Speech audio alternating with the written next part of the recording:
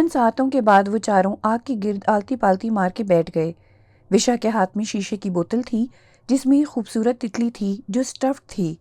اس کے نازک پر خوبصورت رنگوں سے بھرے ہوئے تھے۔ ان چاروں نے آنکھیں بند کر لیں اور ایک خاص عمل ایک ساتھ اونچی آواز میں پڑھنے لگے۔ وہ جوں جوں عمل پڑھتے جا رہے تھے، آگ مزید بھڑکتی جا رہی تھی۔ تھوڑی دیر بعد ان چاروں نے آنکھیں کھولیں تو ان کی آنکھیں دہک کے انگارہ ہو رہی تھیں۔ فواد نے آگ کے قریب سور کی ہڈیاں اور انسانی کھوپڑی رکھی اور خیام سے گویا ہوا، اب ہم منتر نمبر 5 پڑھیں گے۔ وشا اپنے حلق کو چھو کر نڈھال ہو رہی تھی۔ خیام نے اس کی طرف دیکھا۔ تمہیں کیا ہوا ہے؟ پتہ نہیں، ایسا محسوس ہو رہا ہے جیسے کسی نے مجھے تپتی ریت پر پھینک دیا ہو۔ پورے جسم پر جلن کا احساس ہو رہا ہے، حلق بھی سوکھ رہا ہے۔ اس سے پہلے کہ خیام کچھ کہتا فواد صفاقی سے بولا، کچھ بھی ہو ہمیں یہ عمل درمیان میں نہیں چھوڑنا۔ تمہیں منتر نمبر 5 ہمارے ساتھ پڑھنا ہوگا۔ گلا سوکھ رہا ہے تو آہستہ آواز میں پڑھ لو۔ وشا نے دھیرے سے کہا، کوشش کرتی ہوں۔ ان چاروں نے ایک بار پھر آنکھیں بند کی اور منتر پڑھنا شروع کر دیا۔ رات کے گمبھیر سناٹے میں یہ منتر بھیانک ماورائی مخلوق کے لیے بلاوا تھا۔ اچانک سے تیز ہوا کا جھکڑ آیا اور آگ بجھ گئی۔ آگ بجھنے کا مطلب تھا کہ ان کا منتر ناکام ہو گیا ہے، ان کا عمل ادھورا رہ گیا ہے۔ ہر طرف دھول ہی دھول ہو گئی۔ ان چاروں نے آنکھیں کھولیں۔ دھول میں تیز جھکڑ کے ساتھ باریک باریک کنکریاں ان چاروں پر اس طرح برسنے لگیں کہ ان کے جسم پر زخم ہو گئے۔ پھر ان کی سماعت سے وہی گرجدار آواز ٹکرائی جس نے انہیں خوش آمدید کہا تھا۔ اس آواز کے ساتھ طوفانی صورتحال بھی ختم ہو گئی۔ تم لوگ میری مدد کے بغیر کچھ نہیں کر سکتے۔ جو کچھ تم لوگ کر رہے ہو غلط کر رہے ہو۔ تمہارے منحنی وجود جل کر راکھ ہو جائیں گے اور یہ راکھ مٹی میں مٹی ہو جائے گی۔ اگر ماورائی قوتیں حاصل کرنی ہے تو جیسا میں کہوں ویسا کرو۔ فواد فضا میں گونجتی آواز کی سمت کا تعین کرنے لگا۔ تم کون ہو؟ کیوں ہمارے کام میں دخل دے رہے ہو؟ تم ہمارے سامنے کیوں نہیں آتے؟ گرجدار آواز فضا میں پھر سے گونجنے لگی۔ میں ایک آسیب ہوں، تم لوگوں کی مدد کرنا چاہتا ہوں۔ کالا جادو صرف کتابوں سے نہیں سیکھا جاتا، اس کے لیے گھناؤنے جرم کرنے ہوتے ہیں، انسانیت کی تذلیل کر کے شیطان کا ساتھ دینا پڑتا ہے۔ اگر ان چیزوں سے بچ کر اپنے مقصد میں کامیاب ہونا ہو تو کسی بڑے عامل کی ضرورت ہوگی یا پھر میرے جیسے آسیب کی۔ وشا نے فواد کو آنکھوں سے اشارہ کیا کہ اس پر بھروسہ کیا جائے، پھر وہ بلند آواز میں بولی، ہم تمہاری بات تب مانیں گے جب تم کسی نہ کسی شکل میں ظاہر ہوگے۔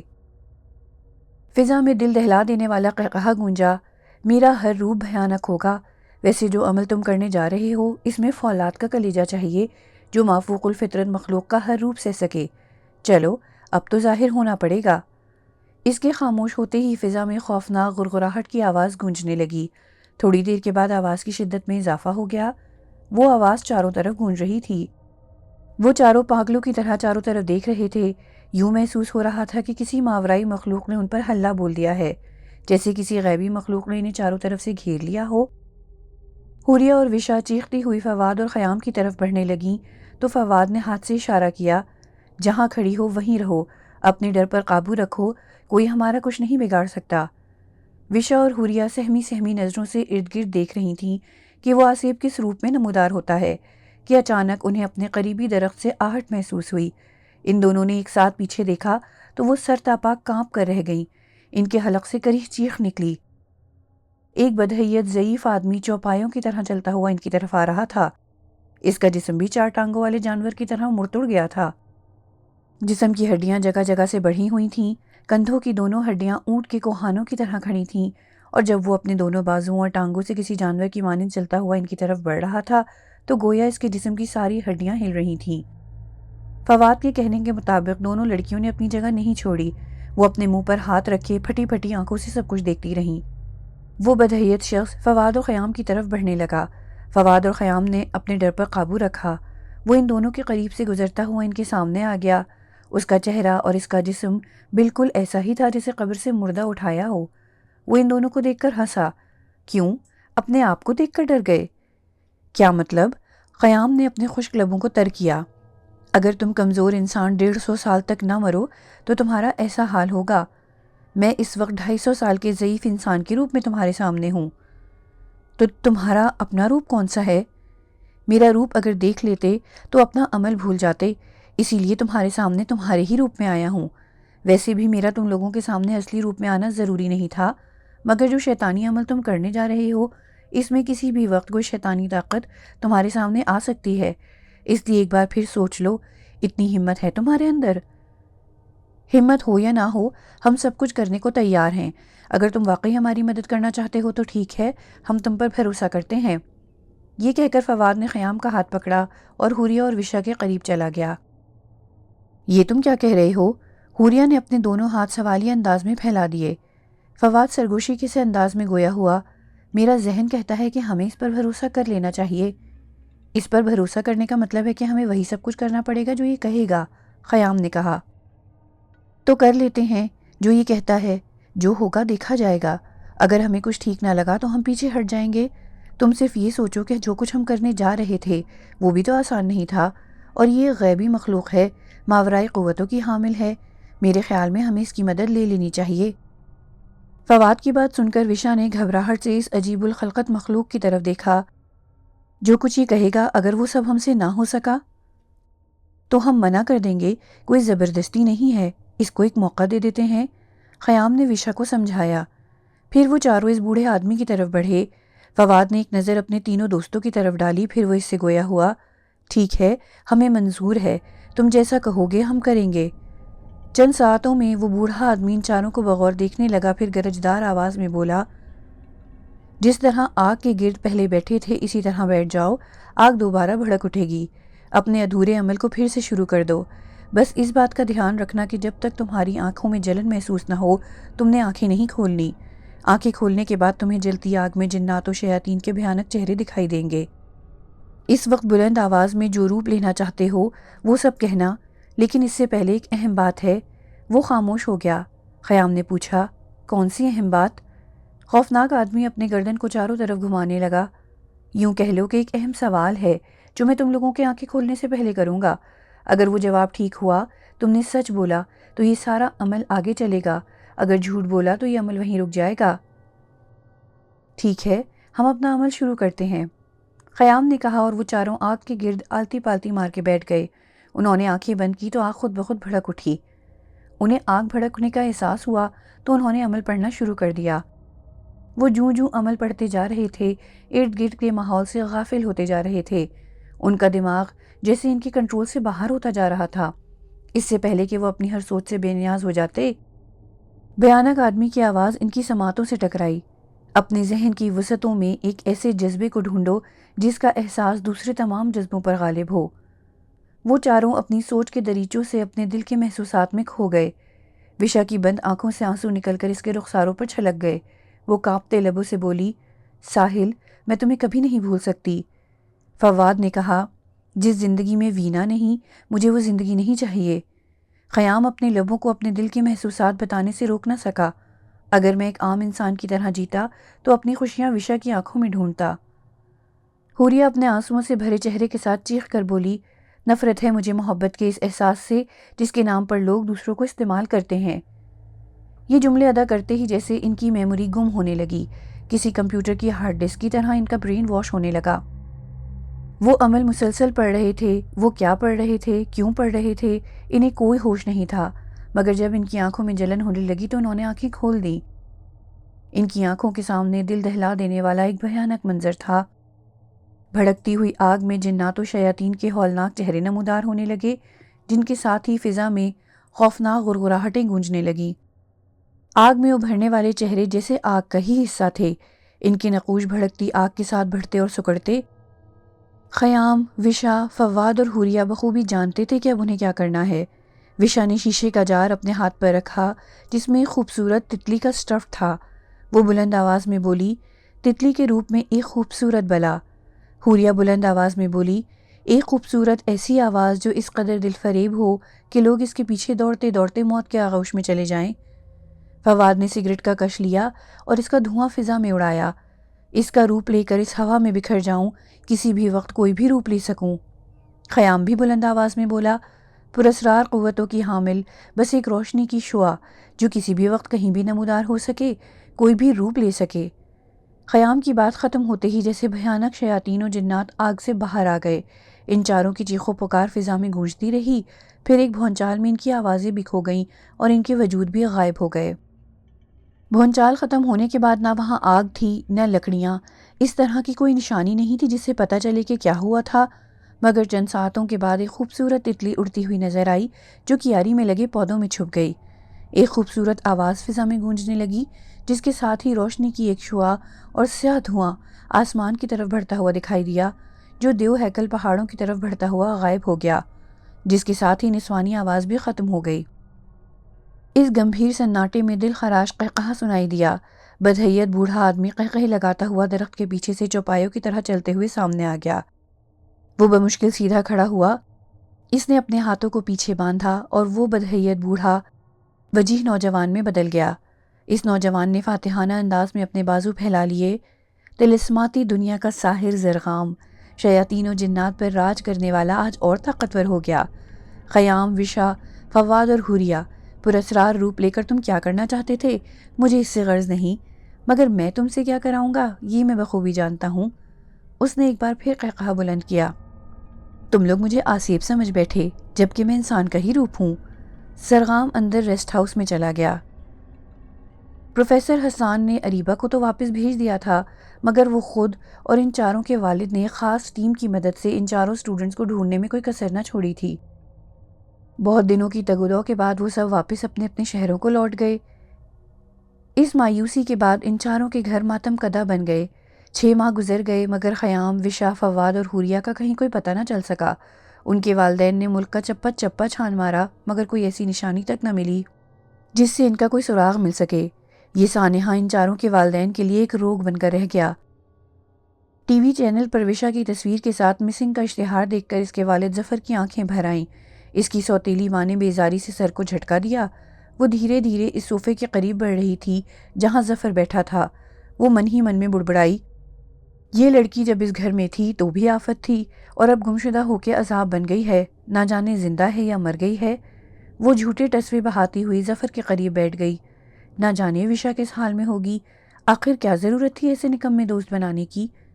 وشا کی گمشدگی کے بعد سے ہی ظفر ماریہ سے اکھڑا اکھڑا سا رہتا تھا۔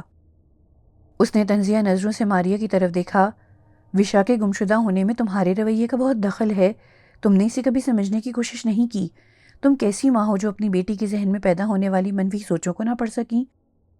میں تو کاروبار کے سلسلے میں ملک سے باہر ہوتا تھا، مگر تم اس قدر بے خبر رہی کہ وشا نے ڈرگز لینا شروع کر دی اور تمہیں خبر نہ ہوئی۔ میں نے تم سے اس لیے شادی کی تھی کہ وشا کو ماں کی ضرورت تھی۔ ماریہ غصے سے کھڑی ہو گئی۔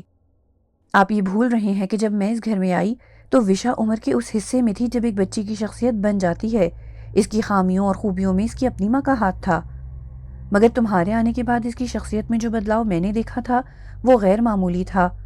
تو پھر اس وقت اپنی بیٹی کو کیوں نہیں سنبھالا؟ اب کیوں تاؤ کھا رہے ہو؟ تم اس وقت میری نظروں سے دور ہو جاؤ، ظفر نے ماریہ سے کہا اور پھر اپنا سر پکڑ کر بیٹھ گیا۔ اس نے ٹی وی بند کیا اور اپنے کمرے کی طرف گیا۔ اس نے الماری سے ایک بیگ نکالا جس میں اس نے وہ ساری خاص چیزیں رکھی تھیں جو اسے وشا کے الماری سے ملی تھیں۔ اس نے وہ بیگ بیڈ پر رکھا اور پھر سے وہ ساری چیزیں دیکھنے لگا۔ وہ تمام چیزیں کسی کی بربادی کی داستان سنا رہی تھیں۔ وہ اس کی چیزوں کو چھو کر بیٹی کی قربت کو محسوس کرنے لگا۔ ماریہ کو میں باتیں سنا آیا ہوں مگر اپنے آپ کو کیسے سزا دوں؟ کیوں نہ میں نے اپنی بیٹی کو وقت دیا؟ پردیس میں رہ کر جس کے لیے دولت جمع کرتا رہا آج وہی میرے پاس نہیں رہی۔ میں اس کی محرومی کو نہ سمجھ سکا، اس کی ترجیحات نہ جان سکا۔ وہ میرے ساتھ کے لیے ترستی رہی اور جب اس کے صبر کا پیمانہ لبریز ہو گیا تو خود وہ مجھ سے دور ہو گئی۔ حوریہ کی والدہ رخسانہ بیٹی کے غم میں سخت بیمار تھی۔ اس کا بلڈ پریشر خطرناک حد تک کم ہو گیا تھا۔ وہ ایک گھریلو عورت تھیں۔ حوریہ کے والد توقیر کی شوگر مل تھی، زمینیں بھی تھیں جہاں انہوں نے مختلف قسم کی فصلیں اگائی ہوئی تھیں۔ زمینداری کے کاموں کے لیے ڈیروں پر کسانوں کو رہائش بھی دی ہوئی تھی۔ حوریہ ہی ان کی واحد اولاد تھی۔ وہ لے پالک تھی۔ رخسانہ اور توقیر نے اسے بہت پیار دیا تھا۔ اس کے لیے وہ سب کچھ کیا جو انسان اپنی سگی اولاد کے لیے کرتا ہے، مگر اسے کہیں سے علم ہو گیا کہ وہ لے پالک ہے۔ اس وقت وہ 9 جماعت کی طالبہ تھی۔ اپنی ذات کی تلاش کی کھوج نے اسے بے راہ کر دیا۔ فواد کا تعلق بھی امیر باعزت گھرانے سے تھا۔ فواد کے والد شاہ انڈسٹریز کے مالک وقار احمد، جن کے پاس سب کچھ تھا سوائے وقت کے۔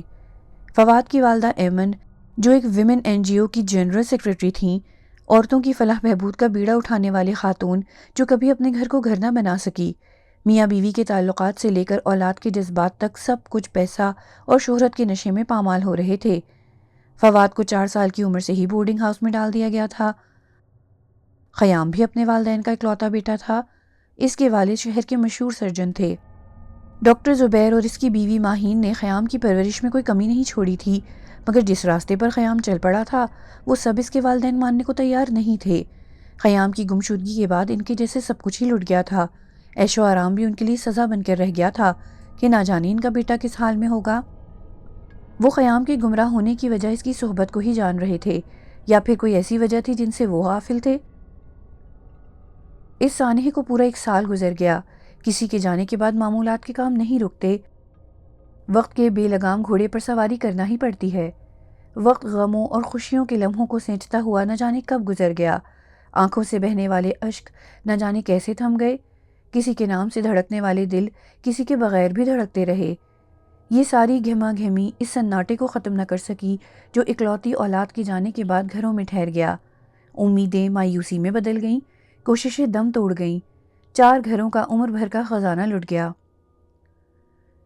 رات کے سناٹے میں جب سب لوگ گہری نیند سو رہے تھے، جب رات کی دیوی کی سیاہ زلفوں پر جگمگاتی روشنیاں ٹمٹمانے لگی تھیں، تب شہر کا ایک حصہ اندھیرے میں ڈوبا ہوا تھا، جہاں زندگی کا سورج طلوع نہیں ہوتا، جہاں موت کا راج ہے، جہاں مردہ جسم تو ابدی نیند سو رہے ہیں مگر ان کی ارواح اسی قبرستان میں بھٹک رہی ہیں۔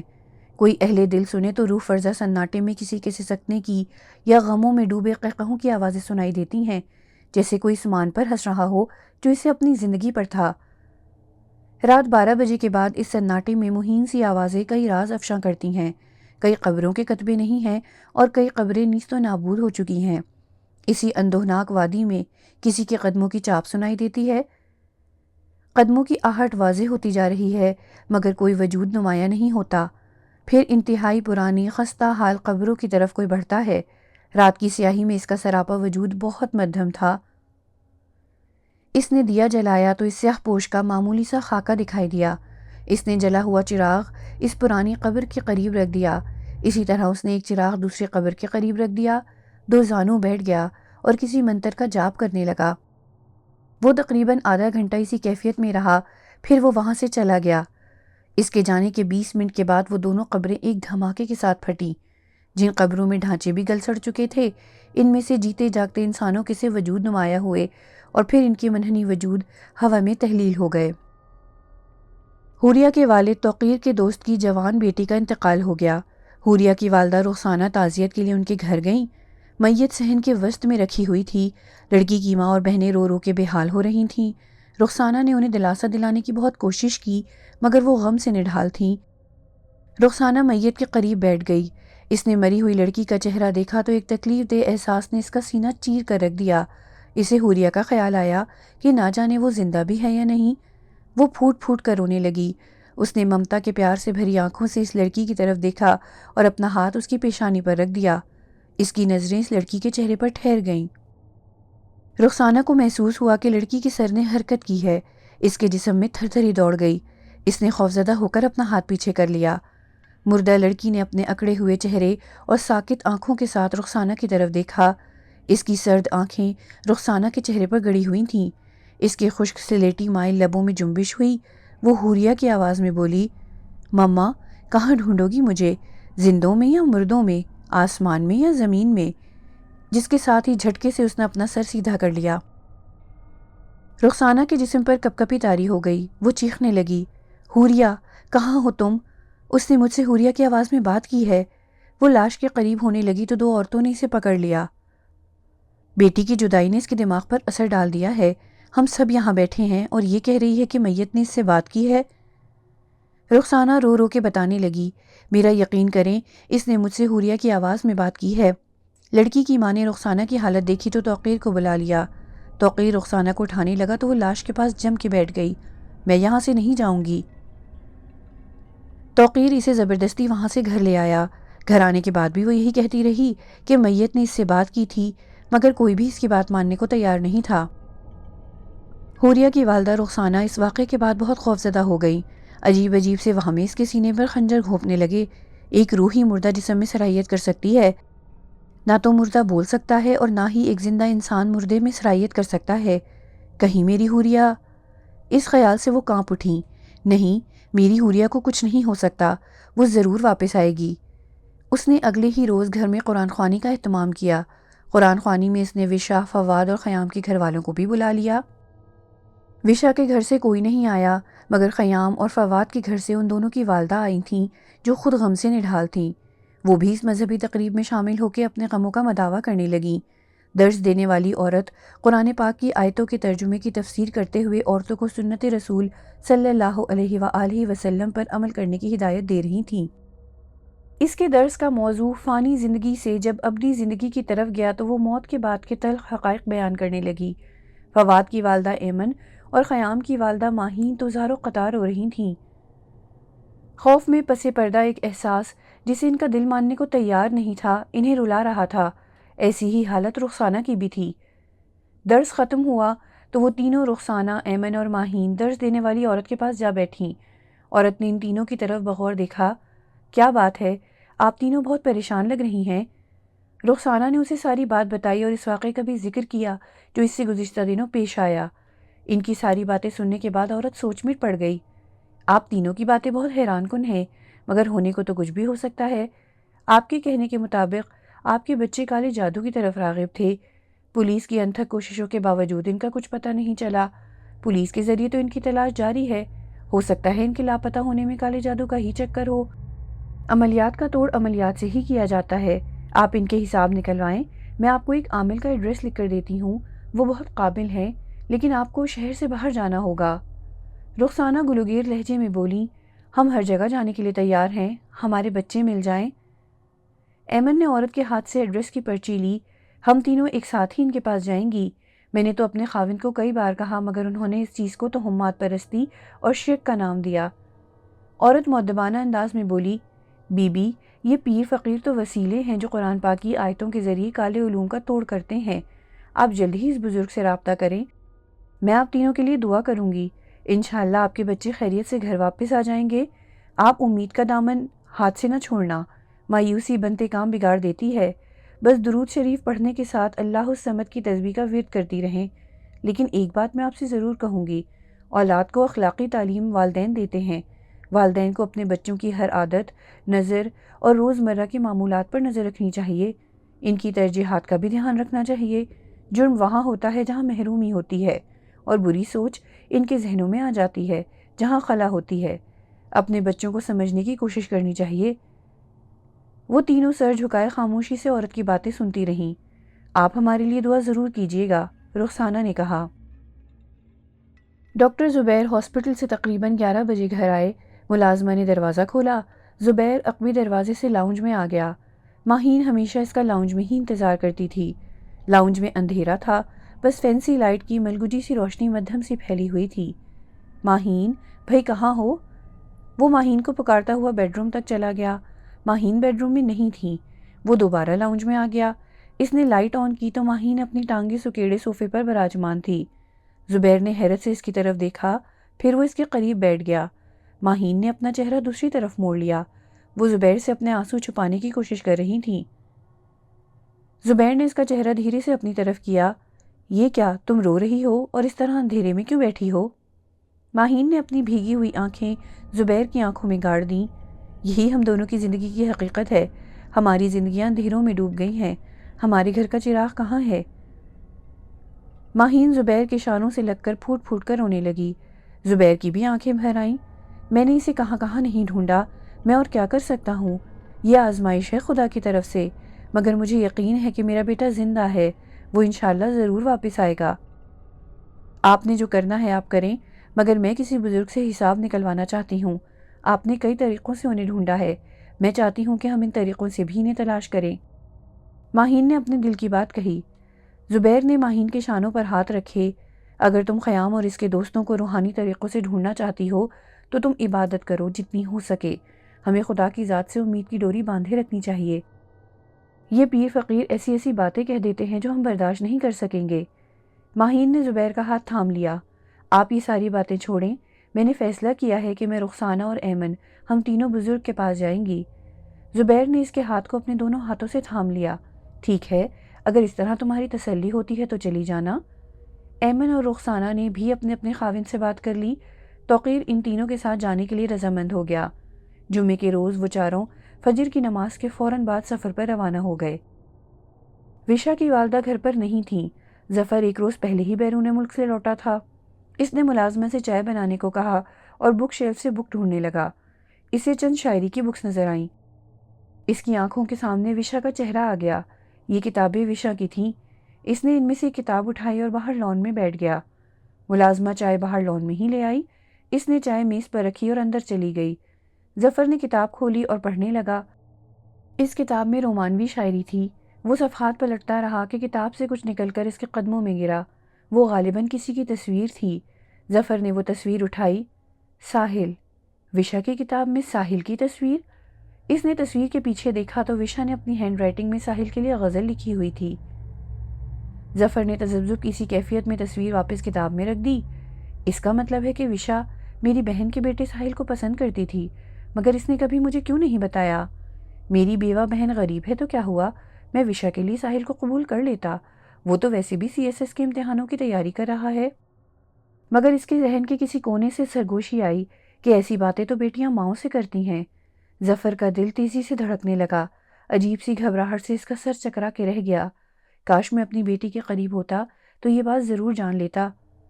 اس نے چائے ایسے ہی چھوڑ دی اور تیزی سے گاڑی کی طرف بڑھا اور گاڑی لے کر پورٹ سے نکل پڑا۔ شہر کے پرانے علاقے کی ٹوٹی پھوٹی بوسیدہ گلیوں میں گاڑی چلاتے ہوئے وہ سوچ رہا تھا کہ وہ ان گلیوں میں شاید 5 سال کے بعد آیا ہے۔ پیسہ اور جھوٹی شان و شوکت کی دیوار ان بہن بھائیوں میں حائل رہی۔ وشا کی گمشدگی کا سن کر وہ تڑپ کے رہ گئی تھی۔ کتنے ہی چکر بھائی کے گھر کے لگائے، مگر اب غم کے کسی شکنجے میں وہ بے اختیار بہن کے گھر کی طرف بڑھ رہا تھا۔ اینٹوں پر سیمنٹ کی لپائی سے بنے پرانے سے گھر کے قریب اس نے گاڑی روکی۔ ٹین کی پتلی چادر سے بنی دروازے پر دستک دی۔ اندر سے نسوانی آواز ابھری، کون؟ میں ہوں۔ ساحل کی بہن ردا نے ماموں کی آواز پہچان لی اور جھٹ سے دروازہ کھول دیا۔ ظفر نے آگے بڑھ کر اس کے سر پر پیار دیا۔ وہ دوڑتی ہوئی اندر بھاگی۔ امی جان دیکھیے کون آیا ہے؟ راحت کچن سے باہر نکلتے ہوئے دوپٹے سے ہاتھ پونچھتی ہوئی باہر آئیں۔ کون آیا ہے؟ بھائی کو کمرے میں دیکھ کر اس کی آنکھیں بھر آئیں۔ وہ آگے بڑھ کر بھائی سے ملی۔ آج بہن کی یاد کیسے آ گئی؟ ظفر خاموشی سے کرسی پر بیٹھ گیا۔ اس نے ردا کی طرف دیکھا۔ ادھر آؤ میرے پاس۔ ردا ماموں کے قریب بیٹھ گئی۔ تمہاری پڑھائی کیسی چل رہی ہے؟ فرسٹ ٹرم کے امتحان میں سیکنڈ آئی ہوں، ردا نے خوشی سے بتایا۔ راحت بھی مسکراتے ہوئے بولی، سیکنڈ ٹرم کے بعد 12ویں جماعت میں ہو جائے گی۔ ظفر نے پیار سے ردا کے سر پر تھپکی دی۔ اتنی بڑی ہو گئی ہو، مجھے تو وہی چھوٹی سی ردا لگتی ہو۔ وشا کا کچھ پتہ چلا؟ راحت کے چہرے پر یکلخت سنجیدگی چھا گئی۔ ظفر نے سر جھکا لیا۔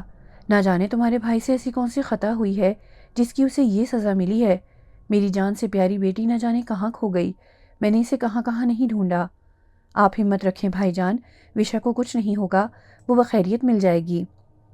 ظفر ادھر ادھر نظر دوڑانے لگا۔ ساحل کہاں ہے؟ وہ اپنے دوست کی طرف گیا ہے۔ کب تک آ جائے گا؟ اگر آپ کو کوئی کام ہے تو اسے فون کر دیتی ہوں۔ نہیں، اس کی ضرورت نہیں ہے۔ تم ایسا کرنا کہ رات کو اسے میرے گھر بھیج دینا، ظفر نے کہا۔ میں ساحل کی وجہ سے بے حد پریشان ہوں، راحت نے رندھی ہوئی آواز میں کہا۔ کیوں؟ ایسی کیا بات ہے؟ ظفر نے پوچھا۔ راحت نے مرے مرے سے لہجے میں کہا، میرا بیٹا بہت خوش مزاج تھا، اس کی زندگی کے معمولات زندہ دلی سے بھرپور تھے، مگر 1 سال ہونے کو ہے، ساحل پہلے جیسا نہیں رہا، بالکل بدل گیا ہے، چپ سی لگ گئی ہے اسے، ایسا حال ہو گیا ہے جیسے اس کی کوئی چیز کھو گئی ہو۔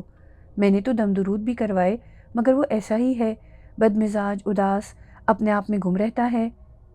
وہ تو CSS کی تیاری کر رہا تھا نا؟ ظفر نے پوچھا۔ راحت نے لمبی آہ بھری، پتہ نہیں کیسے پڑھتا ہے، مجھے نہیں لگتا کہ وہ تعلیم کی طرف دھیان دے پا رہا ہے۔ تم رات کو اسے میرے پاس بھیجنا، میں اس سے بات کروں گا، وہ ایسا کیوں کر رہا ہے، اسے کیا پریشانی ہے۔ یہ کہہ کر وہ اٹھنے لگا۔ اب مجھے اجازت دیں۔ یہ کیا بھائی جان، آپ نے تو کچھ کھایا پیا ہی نہیں، ردا نے چولہے پر چائے رکھی ہے، آپ چائے تو پی کر جائیں۔ پھر راحت ردا سے مخاطب ہوئی، جا جلدی سے ماموں کے لیے چائے بنا کر لاؤ۔ ردا پھرتی سے کچن میں گئی اور چائے کے ساتھ بسکٹ لے آئی۔ بھابھی ٹھیک ہیں؟ راحت نے پوچھا۔ ہاں وہ ٹھیک ہے، لیکن تمہارا بھائی پچھتاوے کے ایسے کرب سے گزر رہا ہے کہ رات بھر نیند نہیں آتی۔ راحت سر جھکائے خاموشی سے سب سن رہی تھی، جیسے اسے اس صورتحال کا پہلے سے اندازہ ہو۔ ظفر کے من کا جوالا مکھی پھٹ گیا۔ میں اپنی بیٹی کو وقت نہ دے سکا، میں نے اسے ماں لا کر دے دی، مگر یہ نہ سمجھ سکا کہ سوتیلی ماں اسے وہ توجہ نہیں دے سکتی جس کی وہ مستحق تھی۔ اس کی شخصیت میں ہونے والی توڑ پھوڑ کا میں ذمہ دار ہوں۔ میں نے اپنی بیٹی کی ترجیحات جاننے کی کوشش نہیں کی، وہ اندر ہی اندر سلگتی رہی اور میں اس کے دل کے حال سے غافل رہا۔ مثبت سوچوں کی مالک کب منفی انداز میں سوچنے لگی، اس کے من میں کیسا تصادم تھا کہ اس کی سوچوں کے دریچوں سے شیطانی وسوسوں نے اس کے من میں گھر کر لیا۔ وہ کس طرح شیطانی علوم کی طرف مائل ہو گئی۔ راحت نے شفقت سے بھائی کا ہاتھ تھام لیا۔ آپ وشا کے شیطانی علوم کی طرف مائل ہونے کی بات کر رہے ہیں تو کسی عامل سے رابطہ کیوں نہیں کرتے؟ ظفر نے کھڑے ہوتے ہوئے کہا، میں ان باتوں پر یقین نہیں کرتا۔ یہ کہہ کر ظفر وہاں سے چلا گیا۔ ظفر کے جانے کے 1 گھنٹے بعد ہی ساحل آ گیا۔ آج ماموں آئے تھے، ردا نے ساحل کو بتایا۔ آج کیسے راستہ بھول گئے ماموں؟ ساحل نے اپنا لیدر کا بیگ الماری میں رکھتے ہوئے کہا۔ راحت سبزی کی ٹوکری اور پلیٹ میز پر رکھتے ہوئے تھکی تھکی سی کرسی پر بیٹھی اور ساحل سے گویا ہوئی۔ بہت پریشان تھے تمہارے ماموں، اب تک وشا کا کچھ پتہ نہیں چلا۔ ساحل آنکھیں جھکائے کسی غم کے احساس میں ڈوب گیا۔ اب کیا پتہ چلے گا؟ پورا 1 سال بیت گیا ہے اس حادثے کو۔ رات کو تمہارے ماموں نے تمہیں بلایا ہے، راحت نے کہا۔ کیوں؟ مجھے نہیں بتایا۔ کوئی کام ہوگا، اپنا تو کوئی بیٹا ہے نہیں، میرا بھائی بہت تنہا ہو گیا ہے۔ سبزی کاٹتے ہوئے راحت کی آنکھوں سے آنسو بہہ رہے تھے۔ میں چلا جاؤں گا، اس نے ماں کے گلے کے گرد باہیں حائل کر دیں۔ آپ کیوں رو رہی ہیں؟ سب ٹھیک ہو جائے گا۔ رات 8 بجے ظفر کے گھر کی بیل بجی۔ ماریا نے کیمرے میں ساحل کی تصویر دیکھی تو بیزاری سے بولی، یہ اس وقت کیوں آیا ہے؟ اس نے دروازہ کھولا تو ساحل نے آگے بڑھ کر کہا، السلام علیکم مومانی۔ وعلیکم السلام۔ ماموں گھر پر ہی ہیں؟ ہاں، اندر آ جاؤ۔ ظفر لاؤنج میں بیٹھا ہوا تھا۔ ساحل کو دیکھ کر وہ اس سے ملا۔ ٹھیک ہو؟ جی خدا کا شکر ہے۔ باہر لان میں بیٹھتے ہیں، باہر موسم بہتر ہے۔ اس نے ترچھی نظر سے ماریا کی طرف دیکھا۔ ہماری چائے باہر بھجوا دینا۔ ماریا ہونٹوں کو بھینچتے ہوئے بولی، بہتر۔ گارڈن لائٹس کی ملگجی سی روشنی ہر سو پھیلی ہوئی تھی۔ وائٹ کلر کے چیئر سیٹ پر بھی دُتھی دُتھی روشنی پڑ رہی تھی۔ وہ دونوں کرسیوں پر بیٹھ گئے۔ ساحل ظفر سے گویا ہوا، وشا کے بارے میں کچھ بھی علم نہیں ہو سکا۔ میں جانتا ہوں کہ آپ نے اس کی تلاش میں کوئی کمی نہیں چھوڑی، مگر تلاش تو ختم نہیں کی جا سکتی۔ زندگی کا مالک تو خدا ہے، وہ اگر کسی کو زندہ رکھنا چاہے تو کیسے ہی حالات ہوں، وہ زندہ رکھتا ہے۔ میں وشا کو جانتا ہوں، وہ بہت ضدی ہے۔ اگر کسی بات کی ٹھان لے تو اسے کوئی نہیں روک سکتا۔ مجھے یقین ہے کہ وہ زندہ و خیریت سے ہوگی۔ خدا کرے ایسا ہی ہو، میری بیٹی مجھے مل جائے تو میں اس کی ہر خواہش پوری کروں گا۔ ظفر کے لفظوں کی ان ساعتوں میں ساحل کی آنکھوں میں نمی تیرنے لگی۔ کبھی کبھی انسان اپنی خواہشوں کی قبر میں بھی دفن ہو جاتا ہے۔ ظفر نے گہری نظر سے ساحل کی طرف دیکھا۔ تم نے اپنا کیا حال بنا رکھا ہے؟ میں نے ایک نظر میں تمہیں پہچانا بھی نہیں تھا۔ آج صبح ایک بہت بڑی حقیقت مجھ پر آشکار ہوئی۔ ظفر کی بات پر ساحل نے پوچھا، کیسی حقیقت؟ ظفر نے گہری نظر سے ساحل کی طرف دیکھا۔ وہ تمہیں پسند کرتی تھی، کیا تم اس بات سے واقف تھے؟ ماموں کے سامنے ساحل کا رنگ فک پڑ گیا، دل جیسے تیزی سے دھڑکنے لگا، زبان پر بل آ گیا، مگر اس نے بے خوف وہی کہا جو اس کے دل نے کہا۔ جی؟ ظفر نے ساحل کی گھبراہٹ محسوس کرتے ہوئے کہا، تھوڑی دیر کے لیے بھول جاؤ کہ میں تمہارا ماموں ہوں، سمجھ لو کہ میں تمہارا دوست ہوں، مجھے سب کچھ تفصیل سے بتاؤ، میری بیٹی زندگی کے کن مراحل سے دوچار تھی، میں سب جاننا چاہتا ہوں۔ ساحل کی آنکھیں بھیگی ہوئی تھیں، اس کے چہرے پر دکھ کے تاثرات بہت نمایاں تھے۔ اس نے ایک لمبی سانس کھینچی۔ ماموں، جتنا وشا کی گمشدگی پر آپ پریشان ہیں، میری کیفیت اس سے مختلف نہیں ہے۔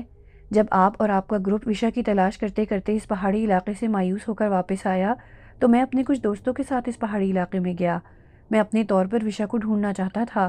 میں نے اسے ہر جگہ ڈھونڈا، یہاں تک کہ مقامی لوگوں سے ان کے گھروں میں جا جا کر پوچھا، مگر جب مایوسی ہوئی تو اس غم نے جیسے مجھ سے میری جینے کی خواہش ہی چھین لی۔ اب جی رہا ہوں مگر غم کے بوجھ تلے دبا جا رہا ہوں۔ ماموں، وشا آپ سے بہت پیار کرتی تھی، وہ آپ سے بہت کچھ کہنا چاہتی تھی، مگر آپ کے پاس وقت نہیں تھا اور مومانی کے اندر ممتا کے جذبات نہیں تھے۔ آپ ہمارے گھر بہت کم آتے تھے، مگر امی اور میں اور ردا تو وشا کے لیے اس سے ملنے جاتے تھے۔ مومانی کو ہمارے آنے پر اعتراض ہوتا تھا، مگر ہم ان دنوں جب آپ بیرون ملک ہوتے تھے وشا سے ملنے آ جاتے تھے۔ وشا بھی اکثر ہمارے گھر آ جاتی تھی، اس نے کبھی ہم لوگوں کو کمتر نہیں سمجھا۔ وشا اور ردا کی گہری دوستی میں جیسے میں بھی شامل ہو گیا، مجھ سے بھی وہ دل کی باتیں کرنے لگی۔ کتنے ہی عرصے تک میں اس کے دل کی بات نہیں جان سکا۔ وہ امیری غریبی کے فرق کو بھول کر مجھے چاہنے لگی تھی۔ وہ گھر میں عجیب ماحول سے دوچار تھی، مومانی سے اس کی بنتی نہیں تھی۔ مومانی اپنے آوارہ بھتیجے شمون سے وشا کا رشتہ کرنا چاہتی تھیں۔ اس کا گھر میں آنا جانا بڑھ گیا تھا۔ ردا نے وشا کو بار بار سمجھایا کہ آپ کو اس بات سے آگاہ کر دے، مگر وہ کہتی کہ وہ اس کا کچھ نہیں بگاڑ سکتے۔ ایک روز وشا نے مجھ سے محبت کا اقرار کر لیا۔ میری کیفیت وشا سے مختلف نہیں تھی، مگر میں نے حقیقت پسندی سے کام لیا اور اپنے جذبے کو وشا کی بہتری کے لیے چھپا لیا۔ میں جانتا تھا کہ میں وشا کو وہ سب آسائشیں نہیں دے سکتا جس کی وہ عادی ہے، پھر یہ بھی جانتا تھا کہ آپ حیثیت کے فرق کو کبھی نظر انداز نہیں کریں گے، اور بیوی کے پیسے پر حیثیت بنانا میرے مزاج کے خلاف تھا۔ میں نے دل پر پتھر رکھ کے وشا سے کہہ دیا کہ میں نے کبھی اس کے بارے میں اس طرح نہیں سوچا، وہ میرا خیال دل سے نکال دے۔ اس وقت وہ بہت ٹوٹ چکی تھی، ایسا لگ رہا تھا جیسے وہ اپنا آخری سرمایہ بھی لوٹا چکی ہو۔ 2 ماہ تک میں اس سے نہیں ملا۔ ایک روز جب ردا نے مجھے بتایا تو میں سٹپٹا کے رہ گیا۔ ساحل، وشا کو نہ جانے کیا ہو گیا ہے، وہ تو بالکل بدل گئی ہے۔ ردا نے مجھے بتایا، کسی سے نہیں ملتی، اپنے کمرے میں بند رہتی ہے، اس کے چہرے کی حساسیت، آنکھوں کی معصومیت کہیں غائب ہو گئی ہے۔ مجھے بہت ڈر لگ رہا ہے وہ کہیں خود کو کچھ کر نہ لے۔ میں نے ردا کا ہاتھ تھام لیا۔ ردا، میں اس سے ابھی ملنا نہیں چاہتا، مگر تم اس کے گھر جاؤ، اسے سمجھاؤ، ماموں بھی اس ملک میں نہیں ہے، امی کے ساتھ چلی جانا۔ ردا امی کے ساتھ وشا سے ملنے چلی گئی۔ مومانی امی اور ردا سے باتیں کرتی رہیں، مگر وشا کا برتاؤ بہت عجیب تھا۔ وہ خاموشی سے اپنے کمرے میں چلی گئی۔ ردا بھی وشا کے کمرے میں چلی گئی۔ وہ اپنے بستر پر لیٹی تھی۔ ردا اس کے قریب بیٹھ گئی۔ وشا کا چہرہ پیلا پڑا ہوا تھا، آنکھوں کے گرد سیاہ حلقے تھے۔ ردا نے حیرت سے وشا کی طرف دیکھا۔ وشا، تمہیں کیا ہو گیا ہے؟ تمہاری طبیعت تو ٹھیک ہے نا؟ یا تمہیں کوئی مسئلہ ہے تو مجھے بتاؤ، میں تمہارا مسئلہ حل کروں گی۔ وشا نے بیگانے پن سے ردا کی طرف دیکھا۔ مجھے کسی کی ضرورت نہیں ہے، میں ٹھیک ہوں۔ ردا چلا کر بولی، کیسے ٹھیک ہو؟ چہرہ دیکھا ہے اپنا، تمہارا کیا حال ہو گیا ہے؟ وشا نے ردا کے شانوں کو مضبوطی سے پکڑ لیا اور اپنی پھٹی پھٹی آنکھیں اس کے چہرے پر گاڑ دیں۔ مجھے سانپ نے ڈس لیا ہے، میرے پورے جسم میں زہر پھیل گیا ہے، مگر میں زندہ ہوں، کیونکہ میں نے اس سانپ کا سر کچلنا ہے، پھر میں آرام سے مر جاؤں گی۔ ردا نے اپنے شانوں پر سے اس کے ہاتھوں کو ہٹایا۔ وشا، میری جان، یہ تم کیسی باتیں کر رہی ہو؟ تمہیں کسی نے تنگ کیا ہے تو مجھے بتاؤ، میں اور ساحل تمہاری مدد کریں گے۔ وشا نے اطمینان کے ساتھ پشت لگا لی۔ نہیں، مجھے تم دونوں کی مدد کی ضرورت نہیں ہے، میں خود اپنے مجرم سے بدلہ لوں گی۔ اس نے میرا مان، میرا غرور تو توڑ دیا، مگر وہ یہ نہیں جانتا کہ نفرت کی طاقت کیا ہوتی ہے۔ اگر لڑکی نفرت کرنے پہ آئے تو بلا بن جاتی ہے۔ وشا کی اس طرح کی باتیں سن کر ردا رونے لگی۔ وشا، میرا دل گھبرا رہا ہے، مجھے بتاؤ کہ تمہارے ساتھ کیا ہوا ہے۔ وشا نے ردا کے آنسو صاف کیے اور دھیرے سے بولی، میری پیاری سہیلی، مجھے تنہا چھوڑ دو، مجھے بہت نیند آ رہی ہے، مجھے سونے دو۔ ردا اپنے آنسو پوچھتی ہوئی کمرے سے باہر آ گئی۔ اس نے امی سے جانے کے لیے کہا۔ امی نے مومانی سے اجازت لی اور وہ دونوں گھر آ گئیں۔ جب مجھے ردا نے یہ سب کچھ بتایا تو میں بہت پریشان ہو گیا۔ میں وشا سے ملنے اس کی یونیورسٹی چلا گیا۔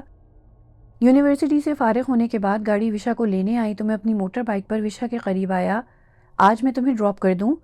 تھینکس، میری گاڑی آ گئی ہے، مجھے جانا ہے، وشا نے کہا۔ مجھے تم سے بات کرنی ہے، میں نے کہا۔ جو کہنا ہے یہیں کہہ لو، وشا تلخ روئی سے بولی۔ میں نے اس سے التجا کی کہ وہ ایک بار میری بات سن لے۔ اس نے ڈرائیور سے رکنے کے لیے کہا اور ہم دونوں سامنے گراؤنڈ میں بیٹھ گئے۔ ردا کی بات ٹھیک تھی، واقعی وہ چہرے سے بیمار لگ رہی تھی۔ میں نے اسے بہت کریدنے کی کوشش کی، مگر اس نے اپنے دل کی بات مجھے نہیں بتائی۔ جب میں نے اس سے اپنے بارے میں پوچھا تو اس نے کہا، تمہیں اپنی زندگی کے فیصلے کرنے کا پورا حق ہے، میں تم سے ناراض نہیں ہوں، بس تم مجھ سے دوبارہ ملنے کی کوشش مت کرنا، مجھے میرے حال پر چھوڑ دو۔ میں صرف یہ جاننا چاہتا ہوں کہ کون ہے جس نے تمہیں اذیت دی ہے، جس سے بدلہ لینے کی بات تم ردا کے سامنے کر رہی تھی۔ میرا ایسے کہتے ہی وشا بھڑک اٹھی۔ وہ جو بھی ہے میں خود اسے دیکھ لوں گی، مجھے تمہاری مدد کی ضرورت نہیں ہے۔ اگر تم میری مدد کرنا چاہتے ہو تو مجھے میرے حال پر چھوڑ دو، پلیز مجھ سے ملنے کی دوبارہ کوشش مت کرنا۔ یہ کہہ کر وشا کھڑی ہو گئی اور تیز تیز قدم چلتی ہوئی گاڑی تک چلی گئی۔ اس بات کے کچھ ہی دنوں بعد آپ واپس آ گئے۔ آپ کے آنے سے ہم گھر والوں کی وشا کی طرف سے تسلی ہو گئی، مگر انہی دنوں یہ واقعہ ہو گیا۔ وشا ہم سب کو چھوڑ کر نہ جانے کہاں چلی گئی۔ ظفر جہاں بیٹھا تھا وہیں پتھر کا ہو گیا۔ اس کی آنکھیں آنسوؤں سے ڈبڈبا گئی تھیں۔ دل پر غم کا بوجھ اس قدر بڑھ گیا تھا کہ دھڑکنیں ڈوب رہی تھیں۔ ماموں، آپ اگر مجھ سے خفا ہیں تو مجھے معاف کر دیں، میں نے تو وہی کیا جو مجھے ٹھیک لگا۔ ساحل نے ماموں کا ہاتھ تھام لیا۔ اور اب تم کیا کر رہے ہو؟ ظفر نے رندھی ہوئی آواز میں پوچھا۔ ساحل کی نظریں ہوا میں ہی ٹھہر گئیں۔ اب وہ کر رہا ہوں جو میرا دل کہہ رہا ہے۔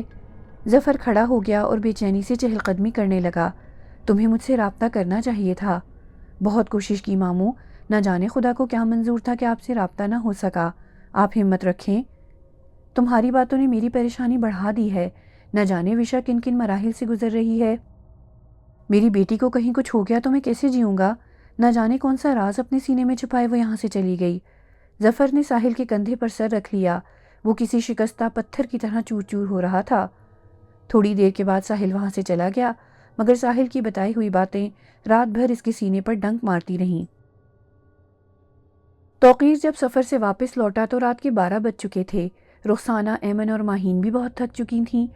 توقیر نے پہلے ایمن اور ماہین کو گھر ڈراپ کیا، اور جب وہ دونوں اپنے گھر آئے تو تقریباً 1 بجنے والا تھا۔ وہ بس بیڈ پر ڈھیر ہو گئے۔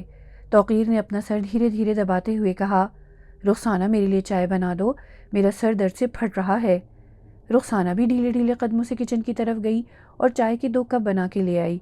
توقیر نے چائے کا کپ لیا۔ اگر سفر آرام دہ ہو تو انسان جہاں مرضی چلا جائے، مگر اس طرح کا سفر ہو تو بہت تھکاوٹ ہو جاتی ہے، اور پھر کیا فائدہ؟ کیسی کیسی باتیں کر رہا تھا وہ آدمی۔ میں اسی لیے تمہیں منع کرتا تھا، مجھے ان پیروں فقیروں کی باتوں پر بھروسہ نہیں ہے۔ رخسانہ آنکھیں جھکائے جیسے کسی گہری سوچ میں گم تھی۔ توقیر کی بات کا اس نے کوئی جواب نہ دیا۔ کافی دیر کی خاموشی کے بعد وہ گویا ہوئی، تم نے اس کی باتوں پر غور نہیں کیا؟ وہ کہہ رہا تھا کہ وہ جہاں ہیں وہاں اس کا حساب کام نہیں کر رہا۔ وہ چاروں اپنے مادی وجود میں کہیں بھی دکھائی نہیں دے رہے، نہ زمین کے اوپر اور نہ ہی زمین کے نیچے۔ توقیر جیسے تب گیا۔ یہ باتیں کسی باشعور انسان کی ہیں؟ احمق تھا وہ بزرگ، ہمیں بے وقوف بنا رہا تھا۔ رخسانہ گلوگیر لہجے میں بولی، بے وقوف بنا رہا ہوتا تو ہم سے پیسے لیتا، اس نے ہم سے کوئی پیسہ نہ لیا۔ یہ طریقے ہوتے ہیں ان پیروں کے، لوگوں کو پھانسنے کے۔